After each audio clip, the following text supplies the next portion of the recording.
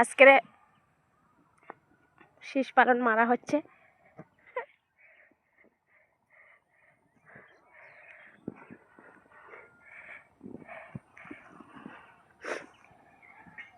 একটা একটা ছিল, সেইগুলো আজকে পরিষ্কার করে দেওয়া হচ্ছে।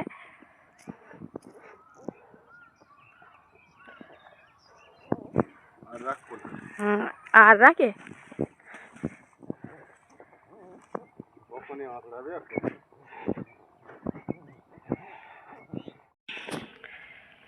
বেতো শাকগুলোর সব বীজ করা হয়েছে, সব দানা হয়ে গেছে বেতো শাকগুলো।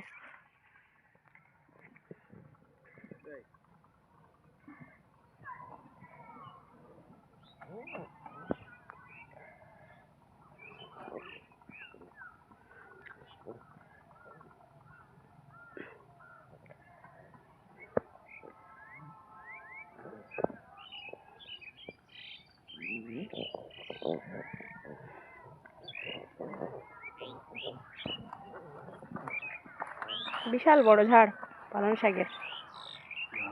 যা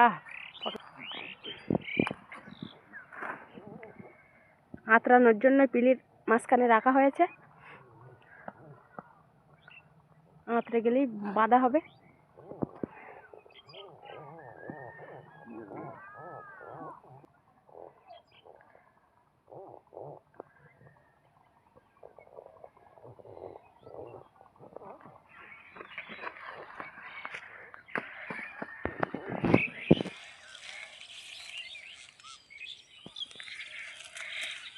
সব পাখিতে খেয়ে পাতাগুলো সব পরিষ্কার করে দিয়ে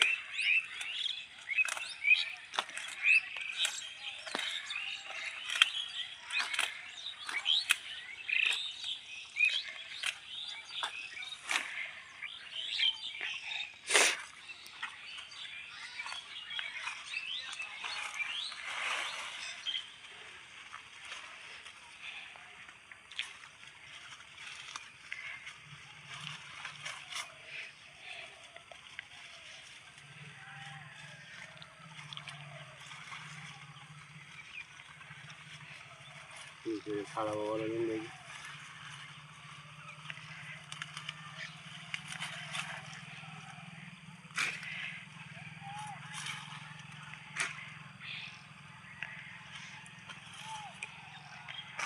শীষ পালন কি কাজে লাগে পুজোয়? ওই গোটা ষষ্ঠীটি হ্যাঁ রান্না করে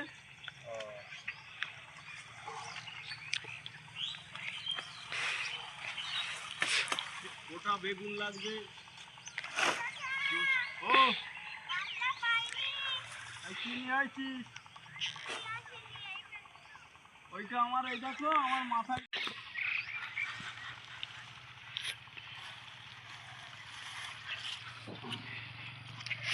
আর দুটো তিনটা আছে।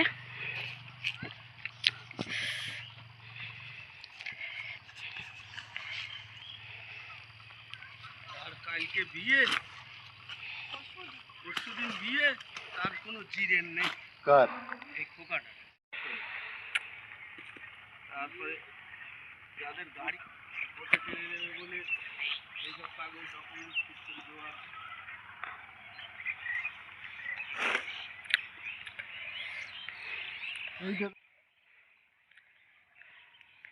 এই পালং শাকটা কি বড় হয়ে গেছে, কি সুন্দর ঝাড় হয়েছে। ওইটা আগে নেই, সব একসঙ্গে নেবে। ওই পাতা পরিষ্কার করে দিস। সব যখন বাঁধবো এই দেখ কি করে। এই দেখুন বন্ধুরা, সব শাকগুলো এক জায়গায় বয়ে ঢিবি করে দেওয়া হয়েছে। এখন এই বিসলি ভিজিয়ে নিচ্ছে। ধানে পানি যাচ্ছে, সেই পানিতে এই বিসলিটা একটু ভিজিয়ে নিচ্ছে পালং শাক বাঁধার জন্য। এই দেখুন বন্ধুরা, পালং শাকগুলো সব এক জায়গায় করে নেওয়া হয়েছে। শীষ পালন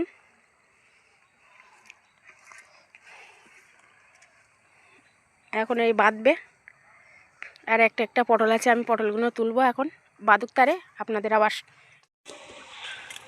পালং শাকগুলো বাঁধা হয়ে গেছে, এখন এই ঝুড়িতে তোলা হচ্ছে বাড়ি নিয়ে যাওয়ার জন্য।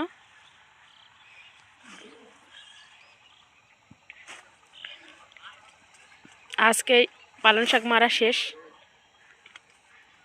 এই ক্ষেতের, আর একটা নতুন ক্ষেতে আবার নতুন করে বসানো আছে, তাতে ছোট ছোট আছে, সেগুলো আবার কদিন পরে মারতে হবে।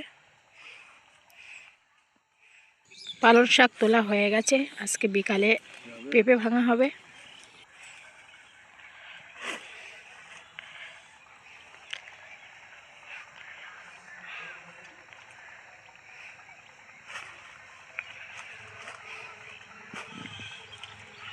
ব্যাস, ঝুড়িতে তোলা হয়ে গেলে, এক ঝুড়ি হয়েছে, এটা বাড়িতে রেখে আসুক, তারপরে আমি তুলে দিই, তারপরে আবার আসবে, এখন কালি ভাঙা হবে। আর এই দেখুন বন্ধুরা, পটল তোলা হয়েছে, শীতের পটল।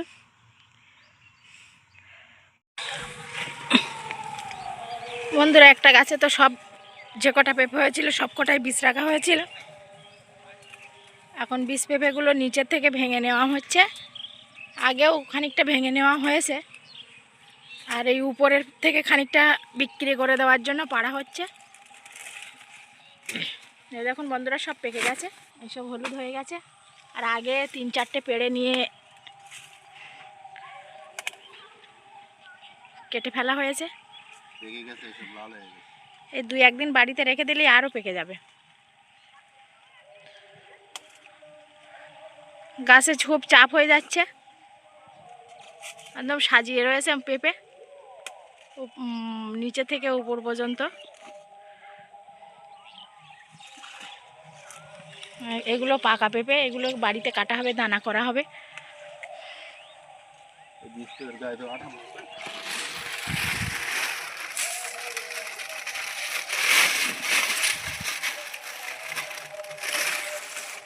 দেখুন বন্ধুরা, নিচেই ওই বীজ পেঁপেগুলো ঢেকে দিচ্ছে, নাহলে ওই উপর থেকে পেঁপেগুলো যখন পারবে, ওই পেঁপেগুলোর উপরে আঠা পড়বে বলে জড়ি দিয়ে ঢেকে দিচ্ছে।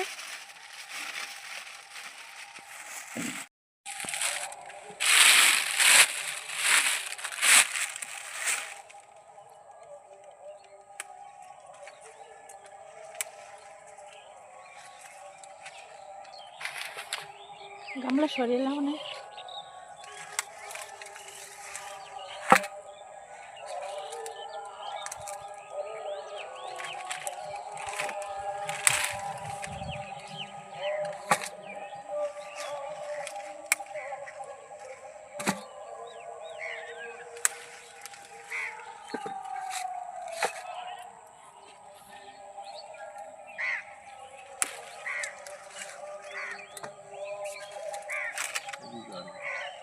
শীতকালে একটু ফলন কম হয় পেঁপের, কিন্তু দেখুন এই গাছটায় কত পেঁপে হয়েছে।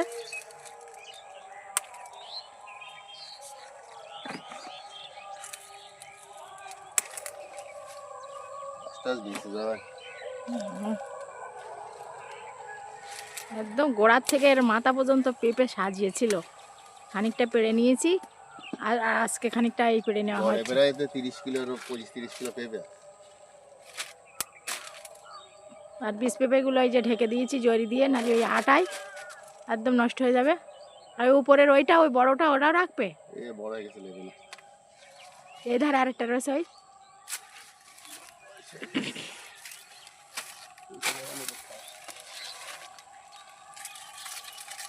বাবা, গাছটা আজ বেঁচে গেছে, একদম পুরো পরিষ্কার করে ভেঙে নিয়েছে। আর উপরে ওগুলো আবার একটু একটু কচি কচি, ও আর কদিন পরে হবে। ওগুলো আটা পড়ছে বলে পাতা দিয়ে ঢেকে দিচ্ছে, দাগ হয়ে যাবে নালে। আর পেঁপেগুলো কি মিষ্টি, পেকে যাচ্ছে, কাটা হচ্ছে। গাছ পাতা। তাই এত মিষ্টি, তা সে এত ঠান্ডায় আমরা এই পাকা পেঁপে পাকা খেতেই পাচ্ছি না। বাড়িতে সব ঠান্ডা লেগে সব সর্দি কাশি হয়ে গেছে। লোবো কি করে? এইটা আমি নিচ্ছি।